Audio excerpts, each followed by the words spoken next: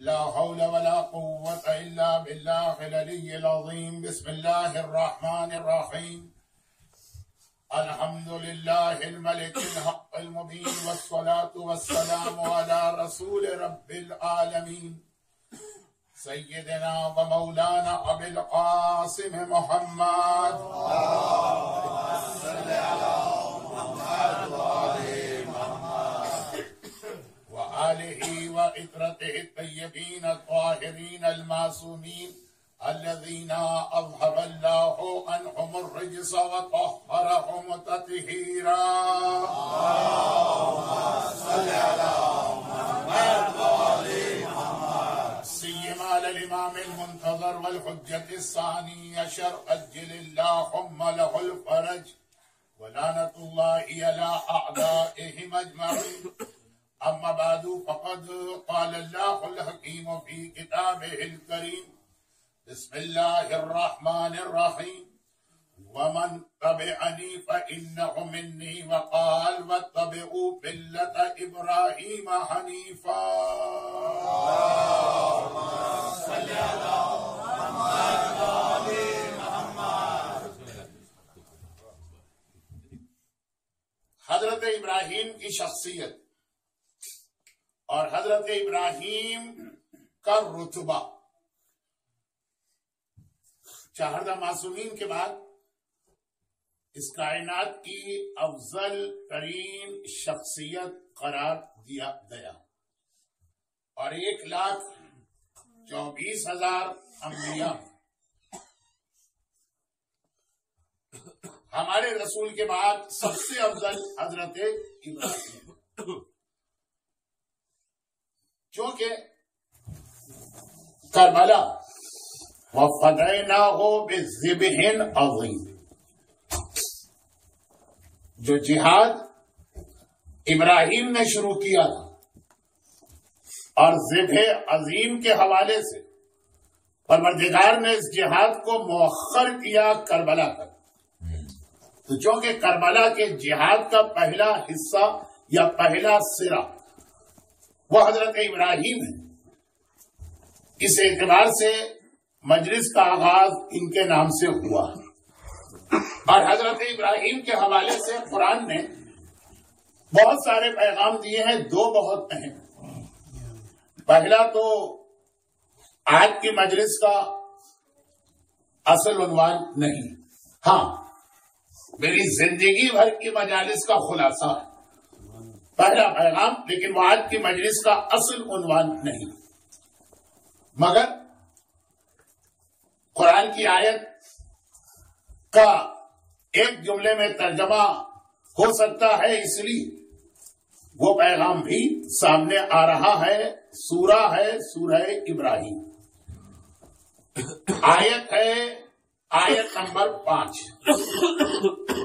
جب حضرت ابراہیم کی ذات اتنی بڑی ذات بن گئی، ہمیشہ سے تھی، لیکن ہوتا یہی ہے کہ حق والے شروع میں کمزور ہوتے ہیں، آخر میں غالب آتے ہیں۔ تو جب حضرت ابراہیم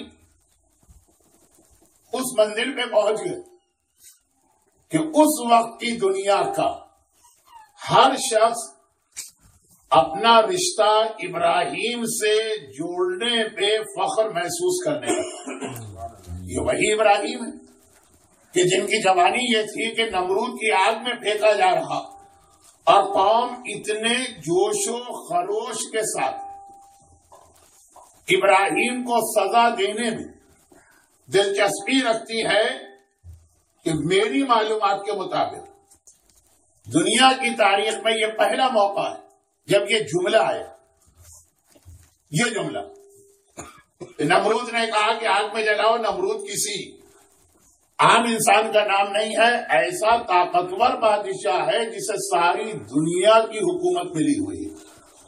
ایک شداد جس کا تذکرہ کل رات کو المہدی کی مجلس میں ہوا، اور اس کے بعد نمرود، اسے کوئی ضرورت نہیں ہے ایک آدمی کو آگ میں جلانا، وہ تو ایک چھوٹا سا حکمران بھی یہ اتنے ریسورسز تو رکھتا ہے نا، تو نمرود۔ لیکن قوم نے کہا کہ اس ثواب میں ہم کو بھی حصہ لینا. ابراہیم کو آگ میں جلانے کا ثواب، کیونکہ یہ ہمارے خداؤں کو برا کہتا. اور یہ جیسا میں نے کہا کہ دنیا کی تاریخ میں جہاں تک میں نے دیکھا، پہلی بار یہ جملہ حضرت ابراہیم کے لیے آیا کہ عورتوں نے اپنے زیورات تک والنٹیئری، ضرورت نہیں ہے، ایک آگ ہی تو جلانا ہے ایک آدمی کے لیے. اور نمرود جیسا بادشاہ کہا کہ نہیں، ثواب میں ہمیں بھی حصہ لینا، ہمارے زیورات بھی لو اور اس کو بیچ کر آگ کو اور زیادہ روشن کرو، تاکہ ہمیں بھی یہ ثواب ملے کہ ہمارے خدا کا دشمن جو مارا گیا تو اس میں ہمارا بھی کوئی شیئر یا کنٹریبیوشن تھا. عورتوں کے زیورات کا ذکر اس سے پہلے کہ کسی اور ایسے پروجیکٹ میں ہم کو نہیں ملتا ہے. تو یہ قوم کا اس وقت کا مزاج بتا رہا ہوں، حالت بتا رہا ہوں کہ اتنی دشمن ابراہیم ہے. اور وہی ابراہیم ایک وقت وہ آ گیا کہ اللہ نے 2 بیٹے دیے، ایک بیٹے کے ہاتھ میں آدھی دنیا کی حکومت ہے، دوسرے بیٹے کے ہاتھ میں باقی آدھی دنیا کی. ایک بیٹا اسحاق جن کی اولاد بنی اسرائیل کہلائی، پیلسٹائن اور اس کے اطراف کا سارا علاقہ ان کے اختیار میں، اور دوسرا بیٹا اسماعیل جو مکے کے اندر ہے اور عرب کا پورا علاقہ ان کے اختیار میں. اب باپ کے لیے بڑا اطمینان ہوتا ہے. معلوم ہوا کہ ایک بیٹا حیدرآباد دکن میں ہے اور ایک بیٹا جو ہے وہ ٹورنٹو میں ہے، وہ بھی کسی بہت ہی اعلیٰ پوسٹ پر ہے، یہ بھی بہت ہی اعلیٰ پوسٹ پر ہے. 6 مہینے وہاں گزارے باپ نے، 6 مہینے یہاں گزارے. وہاں بھی گئے تو عزت اور احترام کہ فلاں صاحب کے، کمشنر صاحب کے یا DIG کے والد آ رہے ہیں. یہاں بھی آئے تو بڑی عزت، بڑا احترام. ایک باپ کے لیے بڑھاپے میں اس سے زیادہ اطمینان اور کس بات پہ ہوتا ہے؟ یہی حضرت ابراہیم کا دنیاوی اسٹیٹس، بار بار کہہ رہا ہوں دنیاوی، ورنہ اللہ کی بارگاہ میں تو پہلے دن سے ہی خلیل خدا. اب ابراہیم فلسطین کے علاقے میں جائیں تو وہاں ہر آدمی سلاخوں پہ بٹھاتا ہے کہ جی اسحاق کے والد آ رہے ہیں، اور جب مکے کے علاقے میں آئے تو ہر آدمی سلاخوں پہ بٹھاتا ہے اسماعیل رئیس مکہ، بانی مکہ، ان کے والد آ رہے ہیں. یہ وقت آیا تو اب ہر آدمی ابراہیم سے اپنا رشتہ جوڑ رہا. فطری بات ہے، یعنی فطری بات تو نہیں ہے، لیکن دنیا کا مزاج یہ ہے کہ جب کوئی آدمی بڑا ہو جاتا ہے ہر آدمی اس سے اپنا رشتہ جوڑتا ہے. کوئی خاندانی رشتہ نکالتا ہے، کوئی دوستی کا رشتہ نکالتا ہے، کوئی یہ یاد دلاتا ہے کہ یہ میرے دادا کے بچپنے کے ساتھی ہیں، کوئی یہ کہتا ہے کہ جی یہ میرے نانا کے پڑوسی ہیں وہاں فلاں محلے میں، کسی نہ کسی طرح سے رشتہ جوڑا جائے. اب حضرت ابراہیم نے جب یہ دیکھا کہ یہاں جاؤں یہاں آؤں، ہر جگہ لوگ میری عزت کر رہے ہیں میرے دنیاوی عہدے کی وجہ سے اور رشتہ جوڑ رہے ہیں، تو ابراہیم نے ایک جملہ کہا جو اللہ کو اتنا پسند آ گیا کہ اسے قرآن کی آیت بنا کے قیامت تک کے لیے وہ اصول قائم کر دیا جو ابراہیم کے لیے بھی ہے، رسول خدا کے لیے بھی ہے، مولا علی کے لیے بھی ہے، زمانے کے امام کے لیے بھی ہے، آقا حسین کے لیے بھی ہے. اصول بنا دیا. اور وہ یہ کہ ابراہیم نے کہا کہ بھائی، کیونکہ عام لوگ بھی آتے ہیں، یا خلیل خدا ابراہیم، وہ فلاں آدمی کہہ رہا ہے کہ وہ آپ کا بہت اچھی طرح سے جاننے والا، بہت پرانی دوستی. وہ فلاں آدمی یہ کہہ رہا ہے کہ اس کے دادا کے پردادا کے سکڑ دادا کے لکڑ دادا جو تھے وہ آپ کے والد کے دوستوں میں تھے، یا یہ کہ اور کوئی ایسا طریقہ. اتنے سارے لوگ تو ہم کیسے پہچانے یہ صحیح ہے کہ غلط؟ ایک لسٹ دے دیجیے کہ یہ لوگ ہیں جو میرے رشتہ دار یا میرے بہت قریبی چاہنے والے. ابراہیم نے کہا کہ ایک جملہ سن لو یہ کافی، اور وہ قرآن کی آیت بنی سورہ ابراہیم کی، وَمَن تَبِعَنِي فَإِنَّهُ مِنِّي، جو اپنے اعمال و کردار میں میری پیروی کرتا ہوا نظر آئے بس وہ تو میرا، اور جو اعمال و کردار میں میری پیروی نہ کرے اس سے میرا کوئی تعلق نہیں. ایک اصول بتا دیا. یہی وہ اصول ہے جو اللہ کے رسول کی زبان پہ آیا، یہی وہ اصول ہے جو مولا علی کی زبان پہ اس وقت آیا. اللہ کے رسول کی زبان پہ کب آیا؟ کہ بالکل ابراہیم جیسی سیرت یا حالات رسول اللہ کے بھی ہو گئے. جب مکے میں تھے تو کوئی قریب آنے کو تیار نہیں تھا، کیونکہ ابو جہل، ابو لہب، ولید، عتبہ، شیبہ اعلان کیا ہے کہ اس کا بائیکاٹ کرو، یہ ہمارے خداؤں کو برا کہتا ہے۔ وہی ابراہیم والی بات۔ اور جب مدینے میں آ گئے، بدر و احد و خندق و خیبر میں کامیابی ہو گئی، اب رسول خدا بے تاج کے بادشاہ بن گئے۔ اب ہر آدمی رسول کا محب بن کے آ رہا، اب ہر آدمی رسول سے محبت کا رشتہ جوڑ رہا۔ یہی اصول رسول نے بتائے، یہی مولا کے ساتھ ہوا کہ جب چوتھی خلافت مولا کے سامنے آئی، جسے تو مولا نے کہا کہ مرے ہوئے کتے سے زیادہ حقیر ہے وہ حکومت جو تم دیتے ہو، لیکن بہرحال اتمام حجت کے لیے قبول کیا۔ جب مولا کے پاس یہ خلافت آئی، اب علی حکمران بن گئے۔ اب وہی کیفیت جو اس سے پہلے علی کو سلام کرنے کو تیار نہیں تھے۔ اچھا سلام تو خیر اس کو چھوڑے، اس راستے پہ نہیں چلتے تھے جہاں سے علی آ رہے ہیں، کہ اگر علی نے ہم کو سلام کر لیا تو دیکھا دیکھی صحیح جواب سلام تو دینا پڑے گا نا، جواب سلام کے لیے تیار نہیں۔ آج وہی لوگ علی کے بہت زیادہ چاہنے والے بن کے آئے، ہر آدمی احسان جتا رہا۔ المہدی میں 3 دن قرآن کی اس آیت کی تلاوت کی گئی کہ لوگ ایمان لاتے ہیں اور اللہ پہ احسان جتاتے ہیں، تو ایسے لوگ معصومین کے پاس بھی آتے ہیں، آ کے احسان جتا رہا۔ اچھا اس میں کچھ لوگ ایسے ہوتے ہیں جو واقعان امام کے شیعہ، لیکن صحیح معنوں میں انہوں نے معرفت امام نہیں کی، واقعان امام کے شیعہ پہلے دن سے آخری دن تک، لیکن احسان جتاتے ہیں۔ مولا دیکھیے ہم نے کتنے مظالم کا سامنا کیا متوکل کے، لیکن آپ کی محبت کو نہیں چھوڑا۔ اگر یہ خالی اپنے اس جذبے کا اظہار ہو جس سے قرآن نے کہا تحدیث نعمت وَأَمَّا بِنِعْمَتِ رَبِّكَ فَحَدِّثْ، اللہ جب کوئی نعمت دے تو اسے بیان کرو، تو اگر فقط اس لیے ہے تو کوئی حرج نہیں۔ اور اگر اس میں یہ پہلو آ گیا کہ جیسے ہم نے معاذ اللہ امام نے کوئی احسان کر دیا، متوکل کے کوڑے کھائے لیکن مولا آپ کا نام لیتے رہے، کس انداز سے یہ بات کہی جا رہی ہے اور دل میں کیا خیال رکھتے؟ بھائی وہ مشہور روایت ہے نا اصول کافی کی، ایک مومن آیا، اچھا روپے پیسے کے حوالے سے جب بات کی جائے گی نا تو آپ کو معلوم ہے کہ 1400 سال پہلے کیا ویلیو تھی اور آج کیا ویلیو ہے، تو اس زمانے کا 1 لاکھ آج کے 1 بلین کے برابر ہوگا۔ تو اس لیے یہ سمجھانا پڑ رہا ہے آج کل کہ کل رات کی مجلس المہدی کی میں ایک جملہ کہہ رہا تھا، اور وہ یہ ہے کہ جناب خدیجہ کی دولت پہ آج کل ہمارے مومنین بہت زیادہ اس کا آڈٹ کر رہے ہیں کہ وہ کتنے پیسے تھے اور آج کل کے اعتبار سے اس کی کیا ویلیو بنتی ہے۔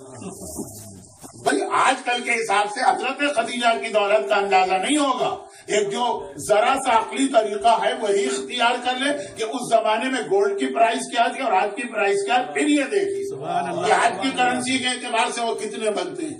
اچھا یہ واقعے میں چونکہ ایک ایسا لفظ آ گیا کہ آپ کہیں گے یہ تو بہت معمولی بات، وہی کہ بحرین کا ایک مومن امام کے پاس آئے۔ بحرین اس زمانے میں بحرین سب سے مالدار علاقوں میں آتا تھا، کیونکہ عرب میں کوئی یہ پیٹرول یا شاید آپ کے یہاں گیس کا علاقہ ہو، وہ گیس، پیٹرول، آئل، تیل یہ نہیں نکلا تھا۔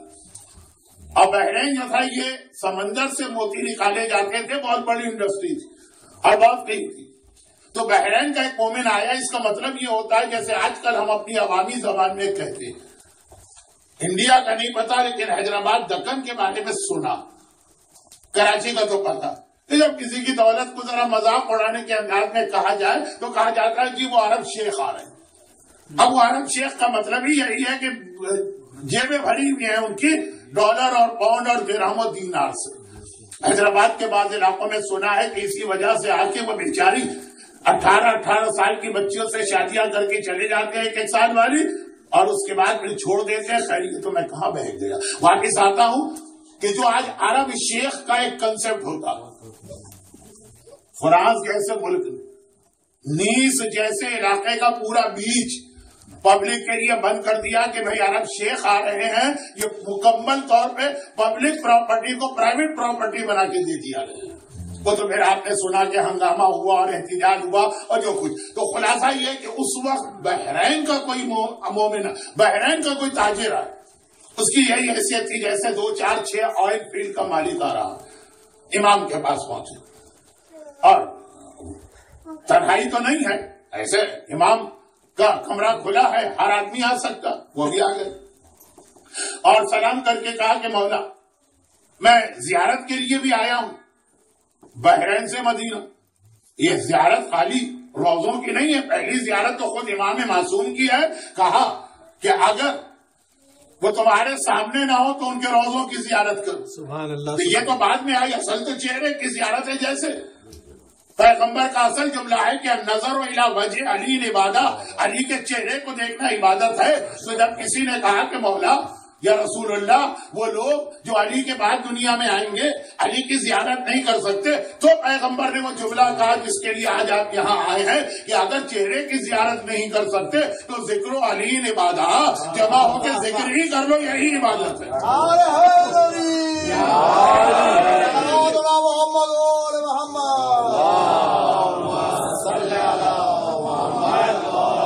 آج بھی بہت سے مخلص شیعہ یہی طریقہ اختیار کرتے ہیں جو اس مومن کا تھا کہ مولا میں آپ کی زیارت کے لیے بھی آیا اور میں نے سوچا کہ جب میں آپ کی خدمت میں جا ہی رہا ہوں تو اپنا خمس بھی آپ ہی کو دے دوں، یہ آپ ہی کو دے دوں. اس کا مطلب یہ ہے کہ باقاعدہ اس وقت بھی امام نے نظام بنایا تھا کہ بحرین والے کے لیے بحرین میں امام کا ایک وکیل اور یمن والے کے لیے یمن میں ایک وکیل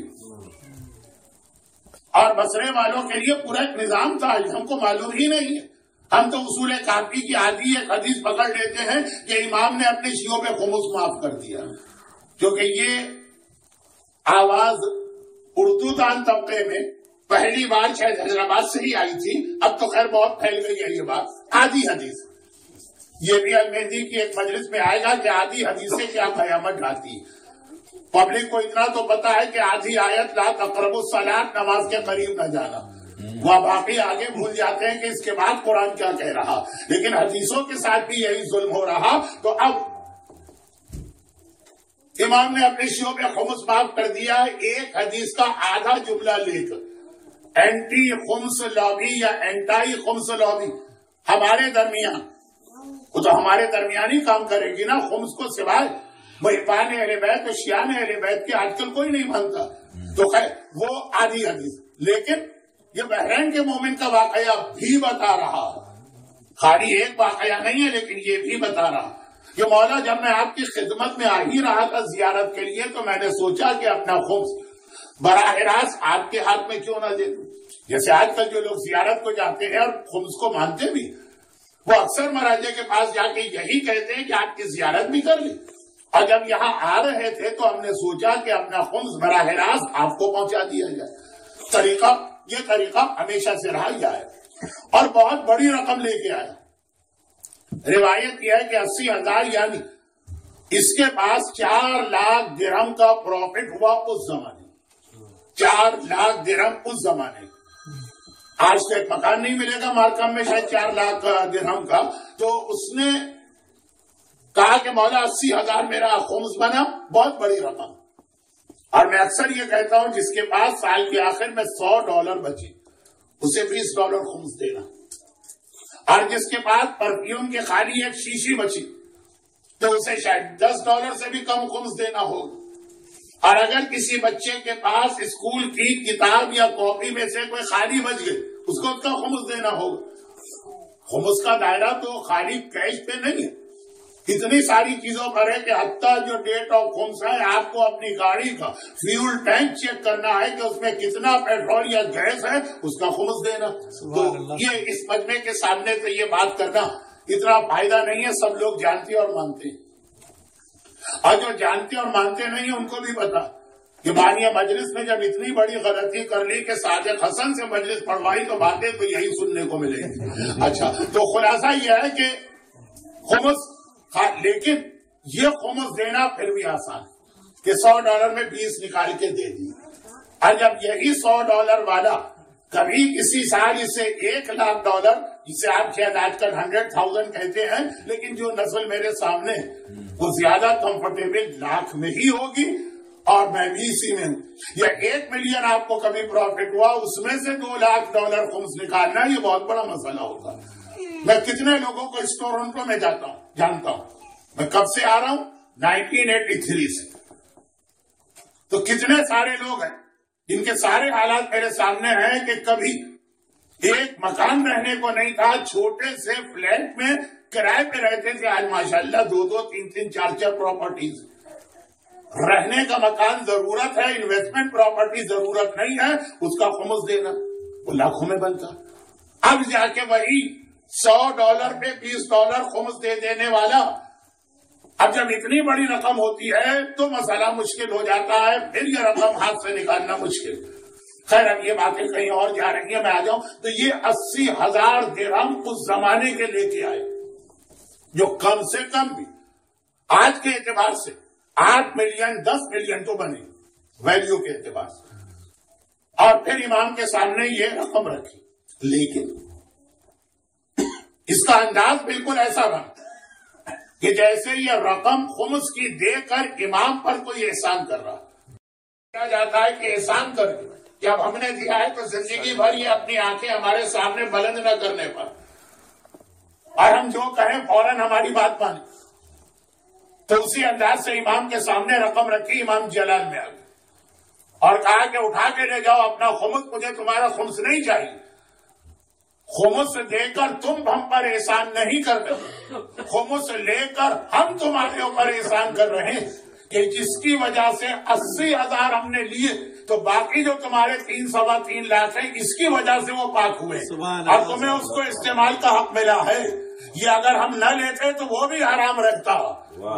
اب امام کی حد تک تو ہر آدمی مان لے گا کہ ہاں, جب یہی بات مرجے کے بارے میں کہی جائے کہ وہ خمس لے کر دے کر آپ احسان نہیں کر رہے, خمس لے کر وہ ہم پر احسان کر رہے ہیں, تو اکثر چہرے اتر جائیں گے, ناگواری کے اثرات ہوں گے, اور دل میں خیال ہوگا یہ کیا بات کہہ دی, مرجے کو امام سے ملا دی. مرجے کو نہیں, اصول. حتیٰ جو غریب سید جسے آپ خمس دے رہے ہیں, اگر وہ کہتا ہے کہ ہاں میں نے تمہارا خمس قبول کیا تو اس نے آپ پر احسان کیا کہ آپ کے باقی مال کو حلال کیا. یہ بات محمد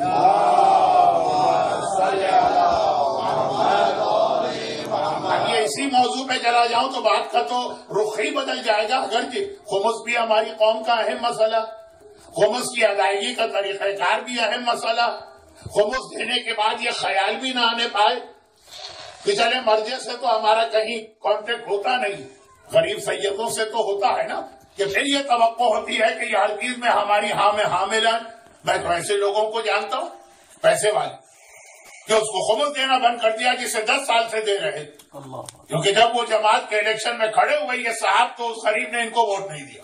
تو اب بات کہیں سے کہیں لے کے اصول وہی چل رہا کہ تم اللہ پہ احسان نہیں کر رہے اگر اللہ کی عبادت کر رہے.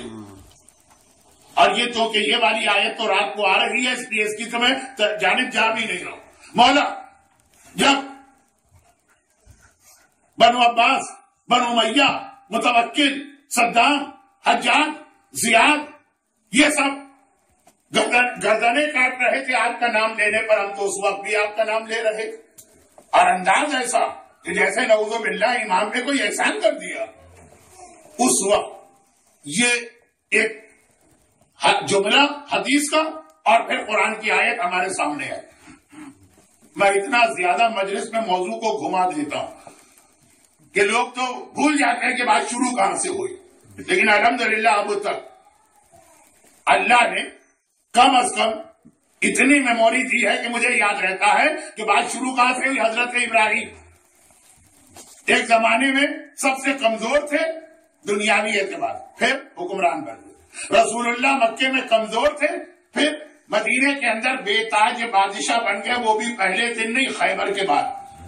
ویسے کائنات کے بادشاہ پہلے دن سے, جب کائنات بنی بھی نہیں تھی, لیکن بات ہو رہی ہے دنیا میں. مولا رسول اللہ کے بعد مصائب کا وہ زمانہ کہ لوگ سلام کرنے کو تیار نہیں, علی کے سلام کا جواب دینے کو تیار نہیں. اب آ گئی ہے حکومت علی کے ہاتھ میں, اب علی کے ہاتھ میں اقتدار.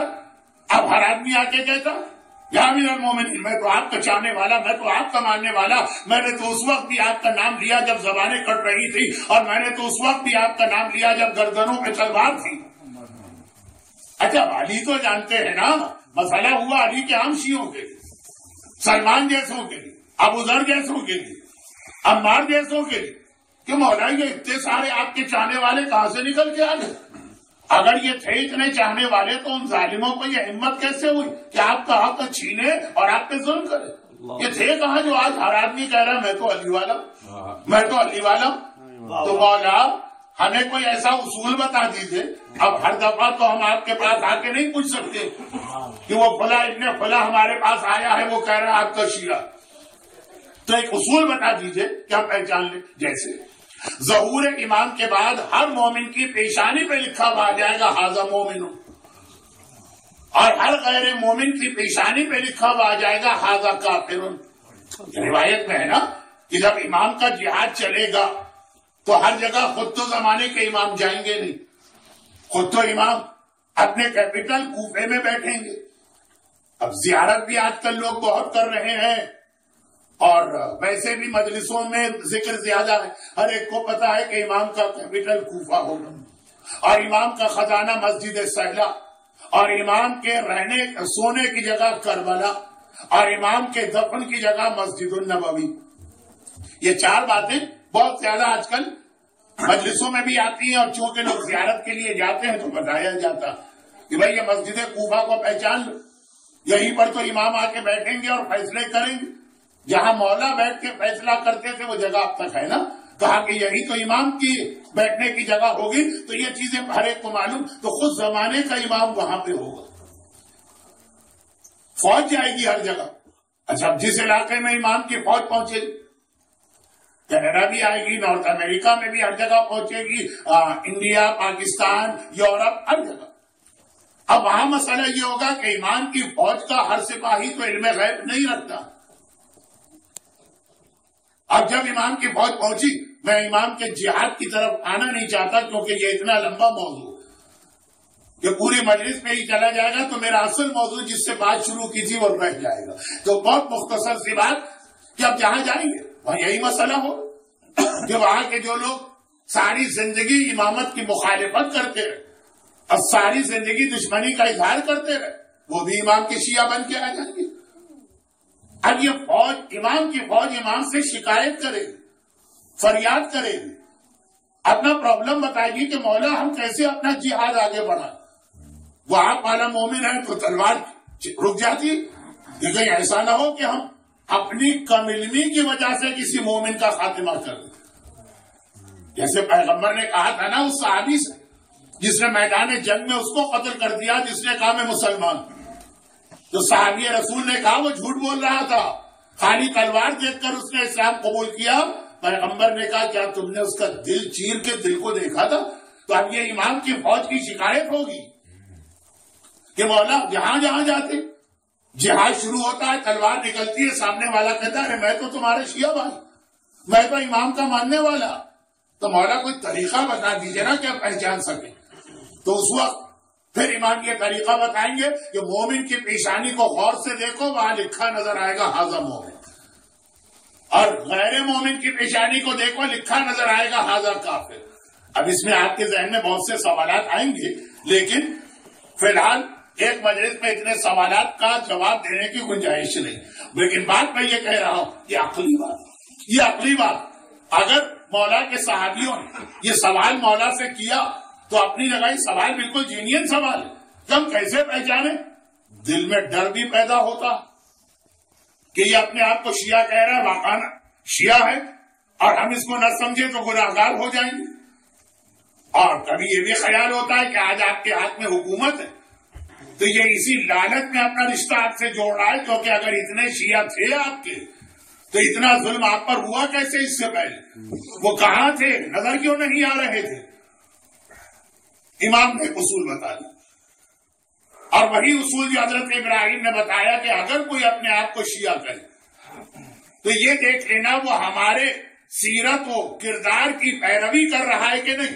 ومن تبعنی فإنہ منی، جو ہمارا اتباع اور پیروی کرتا نظر آئے وہ تو میرا، اور جو نام تو میرا لے رہا ہے لیکن سیرت و کردار تو بالکل اس کا مختلف ہے علی سے.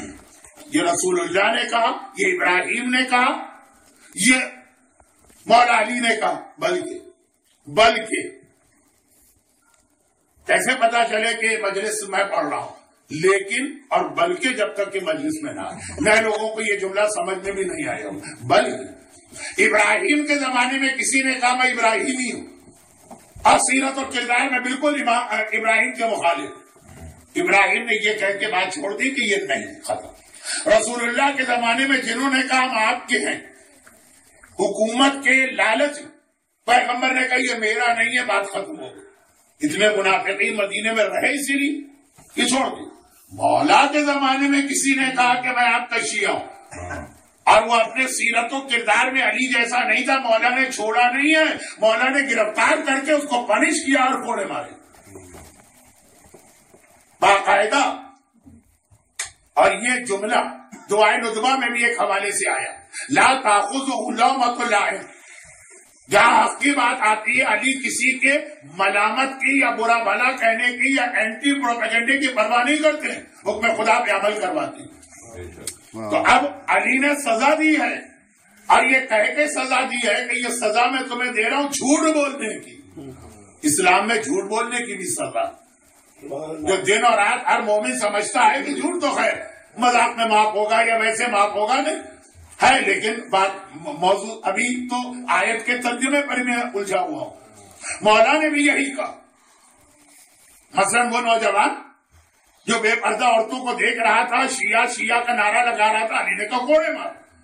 پھر اصول دی، لا تنالوا ولایتنا الا بالطاعۃ والورع، یا یہ اصول کافی میں دیکھ لیجئے، جسے نہ صرف یہ کہ حدیث مشہور ترین کتاب مانا جاتا، بلکہ اصول کافی کے اوپر اصولی اور اخباری تمام علماء کا اتفاق ہے کہ اس کی حدیثیں یہ حدیثیں ہیں تو اسی کی حدیثیں، اس کے اندر یہ حدیث نظر آئی، لا تنالوا ولایتنا، کوئی ہماری ولایت کو پا ہی نہیں سکتا، ولایت کیا جو غدیر میں ملی، اور مولا کہہ رہے کہ ہماری ولایت کو کوئی پا ہی نہیں سکتا الا بالطاعۃ والورع، جب تک کہ وہ اللہ کی اطاعت نہ کرے اور تقوی اور پرہیزگاری سے کام نہ لے۔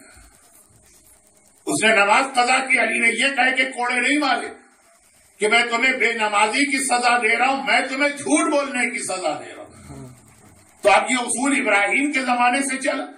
ابراہیم کے زمانے میں اصول کی ضرورت کیوں پیش آئی کہ ابراہیم کی زندگی کے دو حصے، دوسرے حصے ہر آدمی جھک کے سلام کر رہا، یہی اصول رسول اللہ کے زمانے میں چلا، کیونکہ رسول کی زندگی کے دو حصے، دوسرے حصے میں جب بے تاج بادشاہ ہر آدمی رسالت سے محبت کا دعویٰ کر رہا ہے، یہی اصول مولا کے زمانے میں چلا، یہی اصول پھر آگے چل کے زمانے کے امام کے دور میں آئے گا، لیکن وہ یہاں سے ذرا سا ایک تفصیلی موضوع چھڑ جائے گا۔ یہ ہے حضرت ابراہیم کا ایک جملہ جو اللہ کو اتنا پسند آیا کہ اسے قیامت تک کے لیے قرآن کی آیت بنا دیا، رسالت کی زبان پہ آیا، امامت کی زبان پہ آیا کہ وہ میرا ہے جو میری سیرت کی پیروی کرے مجھ سے محبت کا دعویٰ کرنے کے بعد۔ وہ نمازی نہیں چلے گا جو اعلان اعلان کہتا ہے کہ میرا علی سے کوئی تعلق نہیں، یہ آج داعش، یہ علی کے زمانے کے خوارج، اللہ اس دنیا میں اتنی نمازیں کسی نے نہیں پڑھی ہوں گی جیسے انہوں نے پڑھی۔ ان کی داڑیاں، ایسی داڑھی کسی نے نہیں رکھی ہوگی جیسی داڑیاں ان کے چہرے پہ آپ کو نظر آ رہی ہیں۔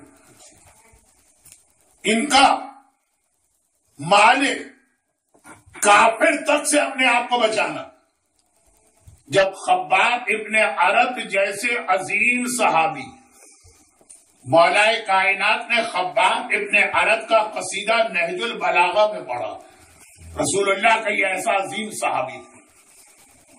علی کے نہج البلاغہ میں جس صحابی کا خطبہ ہے تعریف میں، اس کا نام بھی اکثر لوگ نہیں جانتے، جب ان کے بیٹے کو شہید کیا، اور اس حالت میں شہید کیا کہ ان کے ساتھ ان کی بیوی بھی تھی، بیوی کو بھی شہید کیا، اور اس حالت میں شہید کیا کہ بیوی پریگننٹ تھی تو باقاعدہ خنجر سے ان کا پیٹ کاٹ کے پیٹ میں سے بچے کو نکال کے اسے بھی شہید کیا۔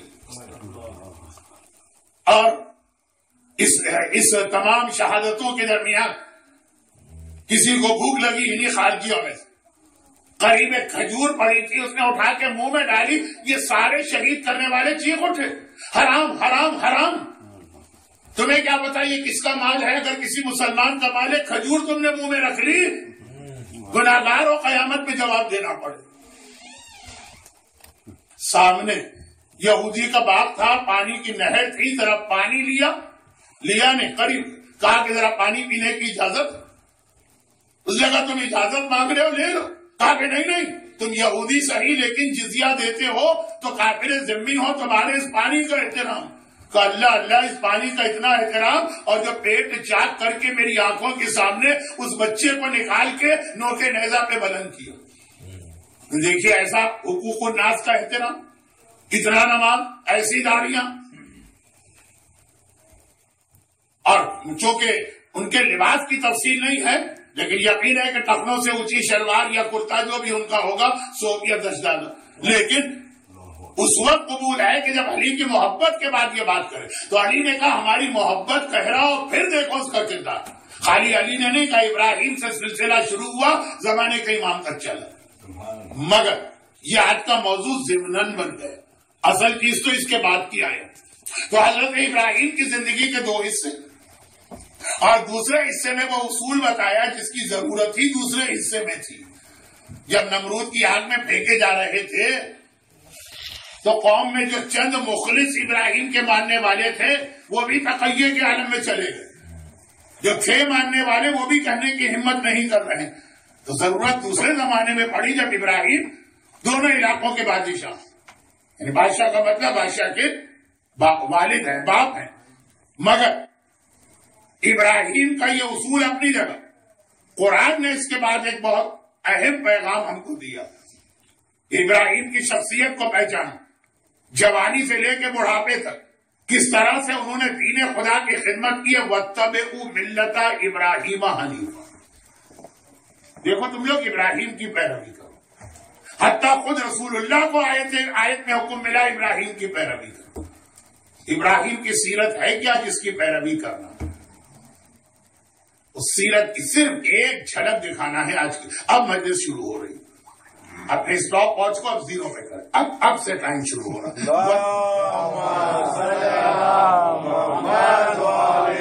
وَاتَّبِعُوا مِلَّتَ إِبْرَاهِيمَ حَنِيفًا، ابراہیم کی پیروی کرو، رسول اللہ کو حکم دیا جا رہا۔ نعوذ باللہ، پیغمبر کا رتبہ ابراہیم سے کم نہیں، لیکن اصل میں ہمیں اور آپ کو پیغام دیا جائے، اور ابراہیم کی سیرت کے 2 جملے کہنا، بلکہ ابراہیم کی سیرت کے 2 جملے ابراہیم کے ہے بھی نہیں، یہ ہے ابراہیم کے گھر کی خواتین کی۔ میرا اصل موضوع آج یہ تھا، اور اگر آخر تقریر تک وقت بچا تو اس پہ آ بھی جاؤں گا کہ آقا حسین کربلا، یہ سیلانیوں کو یا اتنی خواتین کو لے کے کیوں ہے؟ بہت اس پہ گفتگو ہوتی ہے، لیکن جتنی گفتگو ہوتی ہے اتنے ہی اعتراضات بھی ہوتے ہیں، تو ہر سال یہ یاد دلانے کی ضرورت ہے۔ لیکن اب یہ نہیں کہہ سکتا کہ آخر تک اس موضوع میں آ پاؤں گا کہ نہیں، بات یہاں سے شروع کرنا چاہیے۔ آپ ابراہیم تو ابراہیم کے گھر کی عورتیں، اور ان عورتوں میں بھی جو 2 عورتیں ہیں مشہور، سارا اور حاجرہ، اس میں بھی سارا تو پھر بھی ابراہیم کی اپنی فرسٹ کزن، اسی خاندان کی، اور انبیاء کا خاندان ہمیشہ عقیدے کی خرابی سے محفوظ رہتا ہے، کوئی ان کے ہاتھ شرک نہیں ہوتا۔ وہ اگر کہ آقا حسین کے لیے جملہ ہے لیکن وہ تمام ائمہ کے لیے، اور وہ تمام ائمہ کے لیے جو جملہ ہے وہ تمام انبیاء کے لیے۔ اشہد انک کنت نورا فی الاسلام الشامخہ والارحام المطہرہ، آپ کے بزرگ باپ اور ماں سب پاک و پاکیزہ تھے۔ نور حسینی بھی ابراہیم سے ہو کے آیا، تو جو ابراہیم کے بزرگ تھے وہی سارا کے بزرگ تھے، تو سارا پھر بھی اسی خاندان کی، ان کی پیروی پھر بھی سمجھ میں آتی ہے۔ حاجرہ نہ صرف یہ کہ کنیز، بلکہ آج کل کی تمام عورتوں کے برعکس، شاید یہ ٹورنٹو یا کینیڈا میں یہ مثال غلط، وہ یہ ہے کہ آج کل انڈیا پاکستان کی ہر بچی کو گورا بننے کا شوق، رنگ کے اعتبار سے، کریمیں، پلاسٹک سرجری، لوشن، دعائیں. یہاں تو اب یہ مسئلہ نہیں ہے. جناب حاجرہ سیاہ پوست یعنی افریقہ کی ایک ایسی خاتون کہ جو سارا کے مقابلے میں کسی طرح سے ظاہری شکل و صورت میں میچ نہیں کرتی، مگر انہی کی نسل میں اللہ کے رسول ہیں. اور زید شہید نے یہی جملہ حشام ابن عبد الملک ابن مروان سے کہا جب اس نے تانا دیا زید کو کہ تم میرے خلاف جہاد کر رہے، پتا بھی ہے تمہاری ماں ایک کنیز تھی سندھ کی، تو کہا یہ بھی پتا ہے کہ رسول خدا حاجرہ کی اولاد میں اور حاجرہ بھی ایک کنیز تھی. حاجرہ جو خاندان کے اعتبار سے بھی سارا سے میچ نہیں کرتی، شکل و صورت کے اعتبار سے بھی میچ نہیں کرتی. دو جملے جناب حاجرہ کے ایسے ہیں کہ ملت ابراہیم کی پیروی کرو کے حکم میں آتے ہیں. دو جملے. حضرت ابراہیم حکم خدا سے حاجرہ کو لے کے مکے کی طرف. مکہ اس زمانے میں کوئی چیز نہیں، نتھنگ. عرب کا خالی ڈیزرٹ ہے، کوئی مکان نہیں، کوئی بلڈنگ نہیں، کوئی شہر نہیں، کچھ نہیں، خالی زمین.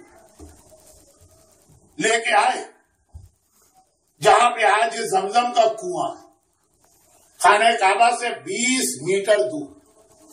وہاں پہ آ کے اپنی سواری روکی اور حاجرہ سے کہا کہ اترو سواری سے. حاجرہ اتری، گود میں ہے اسماعیل. ہر ایک کو معلوم مکہ ہر آدمی جانے کے لیے تڑپتا، ہر آدمی زیارت کا شوقین. مولا کو اتنا پسند تھا کہ جب کربلا جا رہے تھے آقا حسین تو سواری آگے چل رہی ہے، حسین مڑ کے خانہ کعبہ کو دیکھ رہے جب تک کعبہ نظر آتا. لیکن جہاں کعبہ بنا جو شہر ہے، سب سے پہلے قدم وہاں پہ حضرت حاجرہ کے پہنچے. ابراہیم تو سواری سے اترے ہی نہیں، زمین پہ پیر لگائے ہی نہیں. اسماعیل بھی ایک معصوم ہے نبی، وہ بھی ماں کی گود میں، ان کے قدم بھی مکے کی سرزمین پہ نہیں لگے. مکے کو جس قدم نے مکہ بنایا اور جس سرزمین پہ کعبہ بننا، حاجرہ کے قدم سب سے پہلے اس زمین پہ لگے. ابراہیم نے سواری سے اترا، سبحان اللہ سبحان اللہ، سواری کا رخ پھیرا، جانے لگے. ابھی تک حاجرہ کو بڑا اطمینان اور سیٹسفیکشن تھا، شوہر ساتھ میں. اب جو جانے لگے تو گھبرا گئے، مجھے یہاں اکیلا چھوڑ کے جا رہے ہیں اور ایسی جگہ پہ کہ رب انی اسکن تو من ذریتی میں بات غیر سیزر، میں ذرا اسپیڈ بڑھا دوں. خود ابراہیم کہہ رہے ہیں خدا بندہ میں اپنی بیوی کو وہاں بٹھا رہا ہوں جہاں گھاس کی ایک پتی بھی نہیں اگتی، پانی کا ایک قطرہ بھی نہیں ملتا. جنگل میں لے جا کے بٹھا دیا، جنگل بھی نہیں، ڈیزرٹ، صحرا، جلتی ریت، جلتا سورج، نہ پانی ہے، نہ کھانا ہے، نہ کوئی سایہ ہے. وہاں جا کے بٹھا دیا اور سواری کا رخ اب جب پھیر دیا یعنی جا رہے تو گھبرا کے کہا کہ اے میرے شوہر، اے نبی خدا، ہے خلیل پروردگار، مجھے یہاں کیوں چھوڑ کے جا رہے ہیں؟ کیوں؟ یہ دیکھیے جناب حاجرہ کا پہلا اصول، کیوں چھوڑ کے جا رہے ہیں؟ ابراہیم نے صرف ایک جواب دیا، بِأَمْرِ اللَّهِ، جو کہ اللہ کا حکم. حاجرہ نے سرنڈر کر لیا، آگے کوئی سوال نہیں، کوئی اعتراض نہیں، کوئی شک نہیں. سبحان اللہ سبحان اللہ. ہمارے آج یہ سوال تو کیا جاتا لیکن جب اس کا جواب دیا جاتا ہے تو کوئی قبول نہیں کرتا. مولانا داڑھی رکھے کیوں، حجاب کرے لیکن کیوں، میوزک چھوڑ دے لیکن کیوں، ہر نماز اپنے ٹائم پر ادا کرے لیکن کیوں، سود کو ترک کر دے. ساری دنیا کی اکنامی سود پہ چل رہی ہے، جو قومیں سود کے کاروبار میں انوالو ہوئی ہیں ان کی دولت دیکھیے کتنی زیادہ، تو کیوں؟ حتیٰ شراب نہ پیئے تو کیوں، خنزیر نہ کھائے تو کیوں؟ ہمارے یہاں کیوں کیوں کیوں کیوں کیوں کیوں اتنے سارے ہوتے ہیں. اور اگر یہ جواب دیا جائے بے امر اللہ، کیونکہ اللہ نے یہ حکم دیا، ایک آدمی بھی قبول نہیں کرتا سوائے چند الا ما شذ و نظر.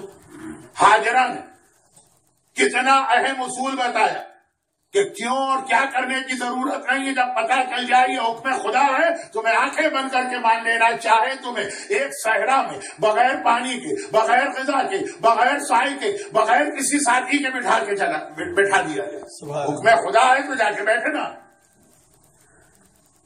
یہ اصول ساری زندگی میں لے جانا ہے جناب حاجرہ. اور ایک دوسرا اصول جو اصل میں وہ میرا تمہید کے بعد موضوع تھا. یہ تمہید ہونی تھی آج مجلس میں، جو خود آدھے گھنٹے کے بعد آئی، اور پھر وہ اصل اصول وہ یہ کہ بڑے مزے لے لے کے مومنین نے کرا. ایک چیز پڑھتے بھی ہیں سنتے بھی ہیں، اب مزہ آتا بھی ہے اگر دل میں محبت اہل بیت نہیں، خالی محبت اہل بیت سے مزہ نہیں آئے. اگر دل میں دشمنان اہل بیت سے نفرت ہے تب مزہ آتا. بہت مزے لے لے کے سنتے ہیں، کیونکہ مومن تو نام ہی اس کا، جس کا دل علی کی محبت سے بھرا ہو، جس کا دل دشمن علی کی نفرت سے بھرا ہو. سبحان اللہ سبحان اللہ سبحان اللہ. چنانچہ کہ بھائی جب ہم حج پہ جاتے ہیں تو ہمارے سامنے 4 پتھر آتے ہیں، ہم 3 کو کنکر مارتے ہیں، چوتھے کو بڑی عقیدت سے بوسہ دیتے ہیں. چوتھا پتھر حجر اسود ہے، سب ٹوٹے پڑتے ہیں اس کو بوسہ دینے کے، وہ بھی ایک پتھر. اور وہ جب 3 شیطان ہیں تو جو حج پر نہیں گئے وہ یہ نہ سمجھے کہ وہاں پہ کوئی شیطان اس طرح سے کھڑا ہوگا جیسے آپ لوگوں کی اکثریت مجھے انڈیا والوں کی لگ رہی ہے. اب تو نہیں کہا جا سکتا، ابھی میری آنکھیں ظہور نہیں ہوا ہے نا، پیشانی پہ نہیں دے سکتی ہے کہ ہاذا ہندی و ہاذا پاکستانی، لیکن انداز سے یہ لگ رہا. تو اب ہندوستان کے لوگ ہیں تو آپ جانتے ہوں گے کہ رام لیلا وغیرہ میں راون بنایا جاتا ہے تو 3 شیطان ہیں، اس طرح کے 3 شیطان وہاں کھڑے ہوں گے. ایسا نہیں ہے، پتھر کی بنی ہوئی دیوار ہے، کہا گیا یہ شیطان، اس کو کنکر مار. تو پہلے کو کنکر مارتے ہیں وہ بھی ایک پتھر، دوسری دیوار کو کنکر مارتے ہیں وہ بھی ایک پتھر، تیسری دیوار کو کنکر مارتے ہیں وہ بھی ایک پتھر، اور چوتھی دیوار کے قریب جاتے ہیں، حجر اسود نظر آیا، دوڑ کے ایک مرتبہ اس کو بوسہ دیتے. اب جب 3 شیطانوں کو کنکر مارتے ہیں، اب اگر کوئی ویسا خطیب ہوتا جو آپ کے مزاج کی مجلس پڑھتا ہے تو اسی کو کس طرح سے پیش کرتا، میں بھی پیش کر سکتا ہوں، جان بوجھ کے پیش نہیں کر رہا. تو اب 3 شیطان کا یہ آئے کہاں سے؟ کہ یہ وہ آئے کہ جب ابراہیم اسماعیل کو ذبح کرنے لے جا رہے تھے. جب میں مجالس پڑھتا ہوں تو بعض اوقات یاد دلانا پڑتا ہے کہ کانٹیکسٹ کیا ہے. اب کربلا کے حوالے سے وہ تاریخیں آ رہی ہیں کہ کسی امام بارگاہ میں ہم علی اکبر کا ذکر سنیں گے، کہیں جناب قاسم کا، کہیں جناب عباس کا، بنی ہاشم کے شہداء کی باری. تو یہ ذہن میں رکھتے ہوئے بھی یہ کچھ جملے، ابراہیم اپنے اسماعیل کو ذبح کرنے نہیں چلے، شیطان نے روکنے کی کوشش کی. اب یہ ہر ایک کو معلوم ہے، میں نئی بات نہیں بتا رہا. کہا کہ پہلا شیطان وہ ہے جہاں پہ شیطان نے ہاجرہ کو بہکانا چاہا. اور اگر کوئی اچھا تاریخ جاننے والا آپ کا گائیڈ بنے حج میں تو وہ آپ کو دکھائے گا کہ پہلے شیطان کے بالکل سامنے حضرت ہاجرہ کا گھر تھا جہاں سے اسماعیل کو تیار کر کے لے گئے تھے، یعنی نیئرسٹ پوائنٹ. تو جب ابراہیم لے کے چلے اسماعیل کو تو ماں بیٹے کو خدا حافظ کہنے آ گئی کہ دعوت میں جا رہا ہے، مہمان بن کے جا رہا ہے، بیٹے کو خدا حافظ کہنے دروازے پہ آ. اور شیطان نے آگے بہکایا، ہاجرہ نے کنکر اٹھا کے شیطان کو مارے.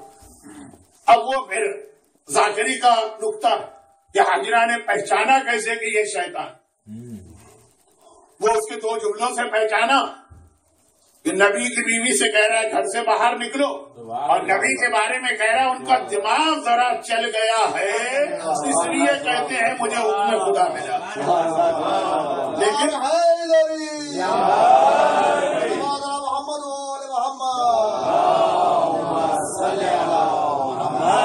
لیکن یہ چیزیں آپ ممبر پہ اتنا سن چکے ہیں کہ بڑے بڑے خطبہ اپنے انداز سے بیان کرتے ہیں، مجھ جیسا جاہل آدمی کیا اس کو آپ کے سامنے بنا سوال کے پیش کرے.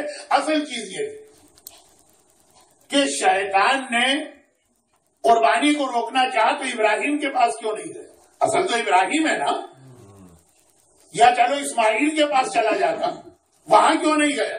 بھائی اسماعیل بھی اگر باپ کا ہاتھ چھڑا کے پیچھے ہٹ جاتا کہ جی میں تو ابھی جوانی کا مزہ بھی نہیں لوٹا میں ابھی گردن پہ تلوار رکھوانے کو تیار نہیں. یہ 2 اصل ہے نا. ان کے بعد گیا، بعد میں جب پہلی جگہ ناکامی ہوئی، سب سے پہلے یہاں کیوں آیا؟ اس لیے کہ شیطان وہ خیال کر رہا ہے جو یزید کر رہا تھا، اور جو آج بھی بعض مومن کرتے ہیں کہ سب سے کمزور لنک اس واقعے میں عورت ہے. عورت کو بہکانا سب سے آسان، اور خاص طور پر اگر عورت ماں ہو، ماں ایک ایسا جذبہ ہے کہ صرف ماں ہی سمجھ سکتی ہے، ہم اور آپ یہ سمجھ بھی نہیں سکتے. کچھ چیزیں ایسی ہوتی ہیں کہ فطری چیزیں ہیں، آدمی بیان نہیں کر سکتا. میرے ایک ایرانی دوست سے ایک بار ملاقات ہوئی، کراچی میں وہ آئے ہوئے، آم کھا کے میں فارغ ہوا، پوچھا انہوں نے کہ مولانا یہ آپ کیا کھا رہے ہیں؟ میں نے کہا آم. کیا چیز ہوتی ہے؟ میں نے کہا میرے حساب سے تو یہ جنت کا پھل، بڑا مزیدار. تو کہا اس کا مزہ کیسے؟ اب میں سمجھا نہیں پا رہا ہوں کہ کیسے جس نے کبھی آم چکھا نہیں، زیادہ سے زیادہ میٹھا کھٹا کہا تو اس کے ذہن میں کبھی سیب آ گیا، کبھی انگور آ گئے، کبھی کچھ آ گئے. بھوک لگی ہے الفاظ میں، جس کو خود بھوک لگی ہے وہ تو سمجھ جائے، جسے بھوک ہی نہیں لگتی ہے وہ سمجھ نہیں پائے گا. تو ممتا کسے کہتے ہیں کوئی مرد سمجھ ہی نہیں سکتا، حتیٰ وہ عورتیں بھی نہیں سمجھ سکتی ہیں جو ماں جب تک کہ ماں نہ بنے. ایک ایسا جذبہ کہ ماں کے دل میں جب وہ ممتا آتی ہے نا تو پھر ہر چیز وہ قربان کر دیتی ہے اس کے خاطر. تو کہا کہ دو چیزیں، ایک تو عورت ہے، شیطان سمجھ رہا ہے کہ عورت کو بہکانا سب سے آسان، اور دوسرا یہ کہ ماں اور بیٹے کا مسئلہ آ گیا تو ماں کو تو پھر بیٹے کے حوالے سے آپ اتنا ہی بہکا سکتے. شیطان جسے سب سے کمزور سمجھ کے آیا کہ اس کو بہکا دو تو یہ قربانی رک جائے گی، وہی سب سے طاقتور بنی. کہ دنیا کی تاریخ میں پہلی بار شیطان کو کنکر ایک عورت نے مارے ہیں، کسی مرد نے نہیں مارے. شیطان کو پہچان کر پہلی بار کنکر ایک عورت نے مارے. عورت، اچھا یزید بھی یہی سمجھ رہا تھا کہ کربلا کے شہید تو مارے گا، ان سے ڈر تھا. یہ جو عورتیں ہیں بیچاریاں گھر میں بیٹھنے والی، ان سے مجھے کیا خوف و خطرہ، چنانچہ ان کو لے کے بازاروں اور درباروں میں آیا کہ ان سے کیا ڈرنا. پتا چلا کہ جو کام حسین نہ کر سکے وہ کام زینب نے کر کے دیکھا. نام یزید کو ہمیشہ ہمیشہ کے لیے داخلے دشنام کر دیا، جنہیں وہ کمزور سمجھ رہا. حسین کی کامیابی کی سب سے اہم وجہ زینب، اور زینب سے مطلب خالی زینب نہیں، مرحوم آل رضا کا ایک مرثیہ، سلام خاک نشینوں پہ سوگواروں کا تو ہر ایک کو یاد ہے ان کا سلام، لیکن اس مرثیے کا ایک شعر، اور اس کو میں اپنے الفاظ میں بیان کروں. اپنے الفاظ میں، اگرچہ یہ ہمارے علماء بہت پہلے سے یہ چیز منبر سے بیان کرتے آئے اور ہر آدمی جانتا، اور وہ یہ کہ زینب و ام کلثوم نے جو کربلا میں جہاد دکھایا اس پہ ہمیں کوئی تعجب نہیں، یا جو جہاد کیا کوئی تعجب نہیں. اس سے بھی بڑا جہاد ہو سکتا کیونکہ وہ علی اور فاطمہ کی بیٹیاں، ان کی رگوں میں علی کا خون، انہوں نے فاطمہ زہرا کا شیر بحیثیت غذا استعمال کیا، ان کا گوشت اور پوست علی اور فاطمہ کے نتیجے میں. پھر انہوں نے پرورش بھی ایک ایسے گھر میں پائی جہاں سب معصوم ہیں، نانا آتا ہے تو وہ معصوم ہے، باپ ہے تو وہ معصوم ہے، ماں ہے تو وہ معصوم ہے. ایسے گوشت، خون، لحموں کا لحمی، دموں کا دمی کو ذہن میں رکھ کے کہہ رہا ہوں کہ حامل اور ایسے ماحول آنکھ کھولنے والی، تو جو بھی کردار کرے وہ کم ہو. ہمیں حیرت و تعجب ہے اور ہمارا سر عقیدت و احترام سے جھکتا ہے، اور ہمارے لاکھ لاکھ سلام ہے ان امتی عورتوں پر جو عام گھرانوں میں پیدا ہوں. ٹھیک ہے مومن گھرانے تھے لیکن عام گھرانے تھے، بلکہ اگر یہ جملہ کہیں تو بھی غلط نہیں کہ عام مومنوں میں بھی اسٹیٹس اور کیٹیگریز ہوتی ہیں. سلمان و ابو ذر و عمار جیسے گھرانوں میں بھی نہیں، مالک اشتر جیسے گھر میں بھی نہیں. ایسے کہ اگر یہ خواتین نہ ہوتی تو شاید ان کے باپ یا ماں کا نام بھی کوئی نہ جانتا، یعنی نام تھے تاریخ میں کوئی یاد نہیں رکھتا. عام مومن گھرانے، نہ باپ معصوم ہے نہ ماں معصومہ، نہ انہوں نے کسی معصومہ کا دودھ پیا ہے، نہ ان کی رگوں میں کسی معصوم کا خون، نہ کسی معصوم ماحول میں انہوں نے پرورش پائی. کون؟ ام البنین. اصل میں تو اب وہ جو شعر ان کا تھا وہ یہ سب نہیں تھا، اس کا خلاصہ یہ ہے کہ اصل میں تو علی اور فاطمہ کے نام کی لاج رکھی ہے تو انہوں نے رکھی. زینب و ام کلثوم تو ہیں انہی کی بیٹی، اسی درخت کا پھل ہے، وہی ایک سلسلہ. اگر یاد رکھیے، آپ گواہی دیں گے کہ اگر شریعت یہ نہ کہے کہ زینب کا رتبہ ان سب سے بلند ہے، تو حالات کے اعتبار سے، واقعات کے اعتبار سے، جہاد کے اعتبار سے ہمیں زینب و لیلا میں فرق نظر نہیں آتا، ہمیں کلثوم اور رباب میں فرق نظر نہیں آتا. وہ تو ہمیں معلوم ہے ہمارا جو عقیدہ کہ زینب زینب ہے. لیکن کس منزل پر واقع ہے کربلا میں لیلا اور یا رباب کے قدم پیچھے ہٹے؟ یہ حاجرہ جو ان کی سیرت، دو پیغام. حکم خدا ہے، آگے سوال نہیں کرنا کہ کیوں اس وقت تک تو ٹھیک ہے جب تک کہ پتہ نہ چلے کہ یہ حکم خدا. اور دوسرا یہ کہ شیطان کا مقابلہ کرنے کے لیے سب سے اہم کردار اور ذمہ داری عورتوں کی. کربلا کا واقعہ بھی عورتوں کے بغیر نامکمل رہ جاتا، اور امام زمانہ کا جہاد بھی، کیونکہ امام کے زمانے میں بھی جو دجال ہے وہ اسی طرح آئے گا جیسے شیطان جناب حجرہ کے سامنے آیا.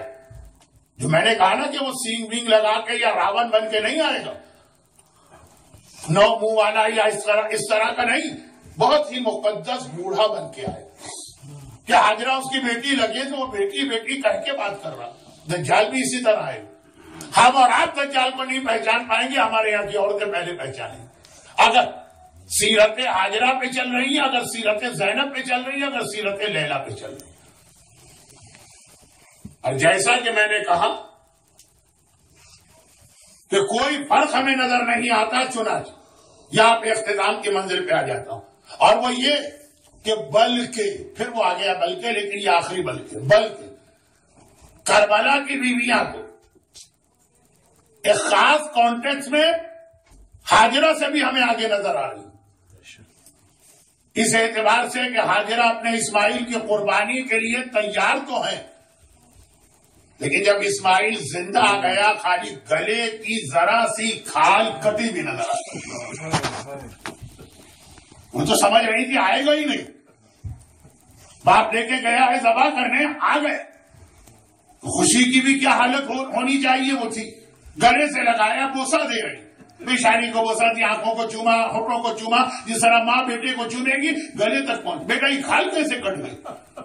تجھے میں نے ہی تو تجھے تیار کر کے تھوڑی دیر پہلے بھیجا کہ یہی تو بابا نے چھری رکھ کے ذرا اصل دبایا. چیخ مار کے گری، ہائے میرے لال اگر یہ چھری چل جاتی. یہ نہیں کہا کہ غلط ہوتا، کہا لیکن چھری چل جاتی تو تیری ماں پہ کیا گزرتی.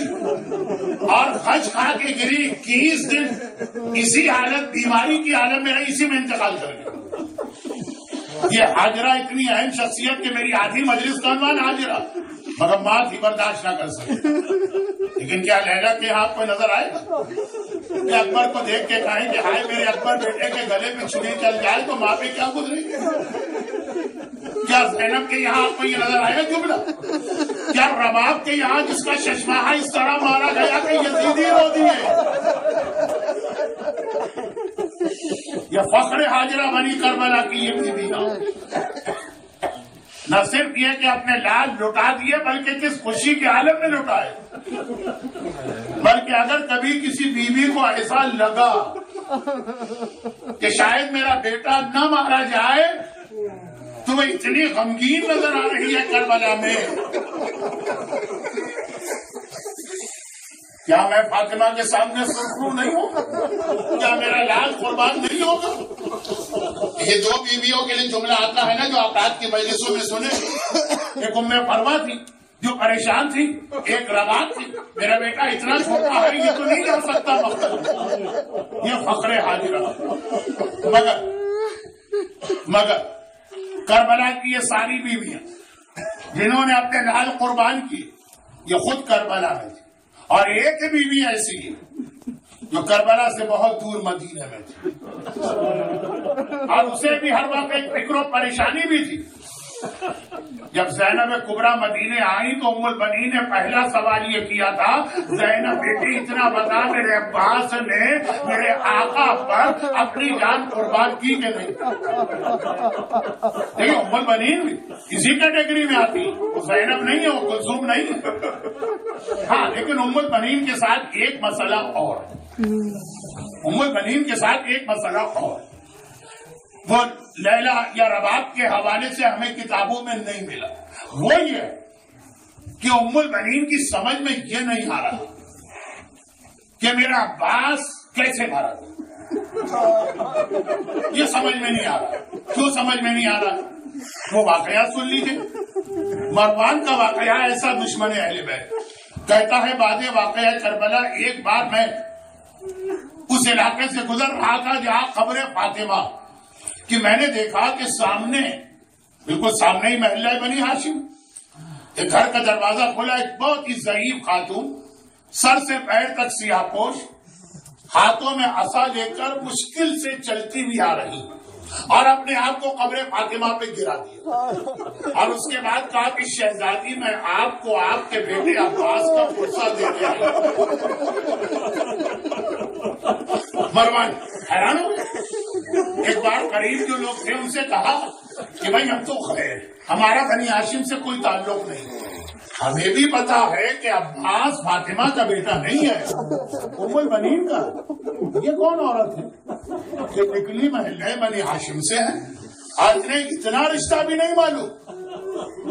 جواب ملا کہ آئے مروان، یہ خود ام البنین مادر عباس ہیں، جو اس لیے عباس کا پرسہ لے کے فاطمہ کے پاس آئی ہے کہ فاطمہ نے ہمیشہ یہ کہا عباس میرا لال، عباس میرا بیٹا، حسن و حسین کے بعد عباس میرا تیسرا بیٹا، ہمیشہ یہ کہا۔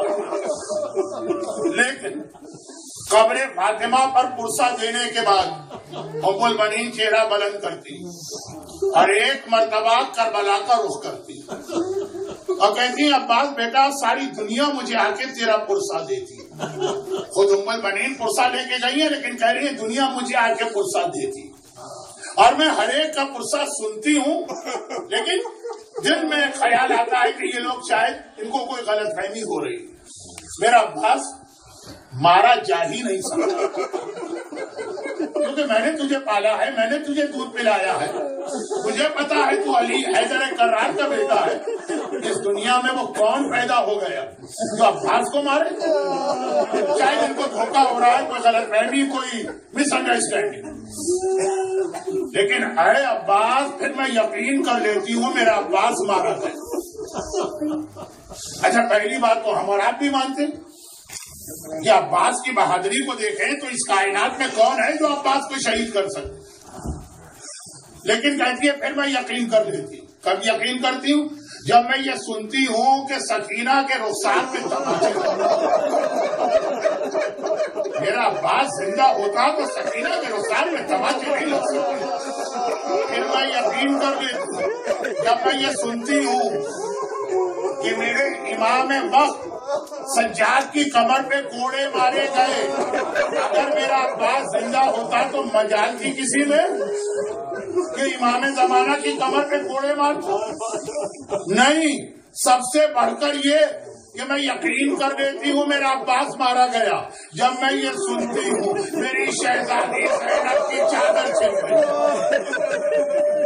اگر عباس زندہ ہوتا تو مجال تھی کسی کی کہ چادر زینب پہ ہاتھ ڈال دے، اور یہ خالی ام البنین نہیں کہہ رہی ہے، یہ خود زینب کبریٰ بھی کہہ رہی ہے۔ جب عباس کو آقا حسین نے اجازت دی جاؤ عباس اب میں نے تمہیں بھی خدا حافظ کہا، اور عباس گھوڑے پہ سوار ہوئے، مشق سکینہ ہاتھ میں لی اور چلنے لگے تو حسین نے روک دیا، عباس کہاں جا رہے ہو؟ کہا آقا آپ ہی نے تو اجازت دی ہے۔ کہا لیکن عباس خالی میری اجازت نہیں ہے، جا کے زینب سے بھی اجازت ہے۔ ذرا سوچیے 55 برس کی بوڑھی بہن کے سامنے 34 سال کا وہ کڑیل جوان بھائی آیا جسے بہن نے ماں بن کے پالا ہے، 55 برس کی زینب 34 سال کا عباس زینب کی گود میں پالا، اور کہے کہ شہزادی اب مجھے مرنے کی اجازت ہے۔ زینب نے 3-4 جملے کہے اور آج کی مجلسوں میں تفصیل سے آئیں گے، آخری جملہ ہی تھا کہ عباس جاؤ، اور اب مجھے پتا چل گیا یہ وہ وقت ہے جس کی خبر بابا دے کے گئے۔ ایک دن میں بابا کے پاس کوفے میں بیٹھی، بابا کی نگاہ میرے بازوؤں پہ پڑی، میرا بابا رونے لگا۔ میں نے کہا بابا بیٹیوں کو دیکھ کر تو باپ خوش ہوتے ہیں آپ مجھے دیکھ کے رو رہے تھا زینب تجھے نہیں تیرے بازوؤں کو، کیونکہ یہی شہر کوفہ ہے جہاں آج تو شہزادی بن کے بیٹھی ہے، ایک دن قیدی بنا کے لائی جائے گی، تیرے سر پہ چادر نہیں ہوگی، تیرے ہاتھوں میں رسیاں ہوں گی، مجھ سے وعدہ کر بدعا نہیں کرے۔ اب بات میرے دل میں خیال آیا کہ جس بہن کا ایک بھائی ہوتا اور اس کی چادر کی جانب آنکھ اٹھا کے نہیں دیکھ سکتا، میں تو 12 بھائیوں کی بہن ہوں اور عباس جیسا میرا بھائی، لیکن اب مجھے پتا چلا کہ عباس تم نہیں جا رہے، وہ وقت آ گیا کہ میری چادر چھینی جائے گی، میرے بازوؤں میں رسیاں باندھی جائیں گی، یہی وجہ ہے۔ ادھر حسین عباس کا آخری سلام سنا اور فرات کے کنارے گئے، عباس کا علم لے کے آئے اور ایک مرتبہ کہا کہ زینب عباس کا علم سنبھالو، اب میں جا رہا ہوں۔ تو زینب نے 2 جملے کہے، پہلا تو تھا ہائے میرا بھائی عباس، اور پھر کہا ہائے میری چادر، عباس تم نہیں مرے، زینب کی چادر آپ سے۔ اللہ خدا بندہ جس گھر مشکل کشا کے مشکل کشا بیٹے عباس علمدار کا ذکر ہوا، اس پہ اپنی رحمتیں برکتیں اور نعمتیں نازل فرما، گھر میں رہنے والوں کو غم حسین کے علاوہ دنیا اور آخرت کی ہر پریشانی سے محفوظ فرما۔ باب الحوائج باب المراد عباس علمدار کا وسیلہ حاضرین مجلس و بانی مجلس کی تمام حاجتوں کو پورا فرما، ہمارے تمام مرحومین خصوصاً حاضرین و بانیان کے خاندان کے تمام مرحومین کی مغفرت فرما، ظہور امام زمانہ میں تاجیل فرما، ماتم حسین